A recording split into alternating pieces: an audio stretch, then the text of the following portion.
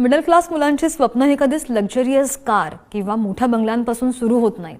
त्यांची स्वप्न सुरू होतात आपल्या आईवडिलांच्या चेहऱ्यावरचा थकवा दूर करण्यापासून. त्यांच्यासाठी यश म्हणजे फक्त स्वतःसाठी काहीतरी मिळवणं नसतं, तर घराचं अर्धवट राहिलेलं बांधकाम पूर्ण करणं, आईच्या सोन्याच्या दागिन्यांची ती गहाण ठेवलेली पावती सोडवणं किंवा वडिलांना त्यांच्या निवृत्तीनंतर एक निवांत आयुष्य देणं असतं. या मुलांच्या स्वप्नांना तडजोडीची जोडही असते. नवीन फोन हवा असतो, पण घरातलं वीज बिल जास्त आलं की ते आपलं स्वप्न पुढच्या महिन्यावर ढकलतात.